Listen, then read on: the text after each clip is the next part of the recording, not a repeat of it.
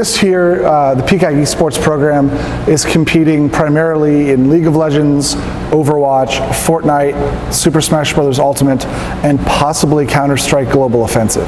Esports is unique in college athletics that we don't travel for our competitions, with the exception of going very deep into the playoffs of a game that is hosted by the game creator, at which point the game creators pay for everyone to come to one location for a LAN or local area network event.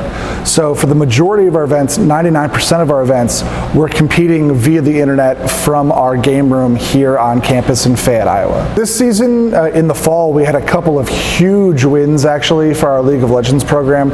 Actually, their first match of the year, we went against the University of Kansas Jayhawks, and we beat them in a really nice comeback fashion. League of Legends has played best of 3 matches, and we actually lost the first match, came back, won the second match, and then won the third match to take that victory. And then later in the fall, we also did that to Nebraska as well. So it's really fun for us here, being a smaller school, to look at our roster and look at our schedule and go, yeah, these guys right here at Upper Iowa defeated the Kansas Jayhawks and the Nebraska Cornhuskers. With that said, we're not done, hopefully, beating big schools. Currently, we are in an Iowa league for League of Legends, and we will actually be facing 2 different teams from the University of Iowa, one of them actually this week, and then the other at the end of our season, as well as going against the University of Northern Iowa as well. So we're looking forward to more big matches here in the spring. Esports is unique that as a program, we have multiple teams. We don't talk about one esports team, we talk about our esports program. Within that program, each of the different games that has a team with it has its own team captain.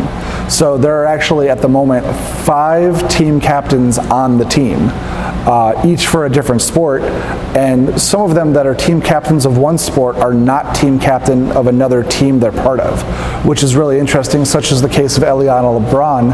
Eliana LeBron plays on our League of Legends team. However, she is also the captain of our up-and-coming Smite team, which we hope to compete with in the fall. So it just shows that it's a very modular system. Usually your mid laner or your top laner will be your mechanically sound players with really good fundamentals, and you'll usually find your jungler or your support player filling the role of team captain or shot caller. In some games they call it the shot caller, who is making the call outs, who's telling the other players where they need to be, because they don't have to worry about being as mechanically perfect. With that being said, we still hope they are mechanically perfect, but it's more of that team player, it's more of that chemistry attitude that we find in our team captains. Esports at Upper Iowa is a new program, but everywhere across the United States, all of these programs are new.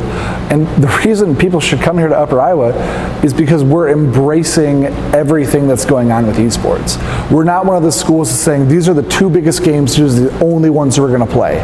We're saying, hey, if this is your game, come here, we will make it work. We want to be inclusive, we want this to be a huge program. We want people to look at Upper Iowa and go, wow, they're doing everything. That's what we want here. We don't want anybody to say, oh, they're niche, they're only doing this, they're only doing that. We want people to look at Upper Iowa and say, they're doing it all correctly, and they're doing it all the right way.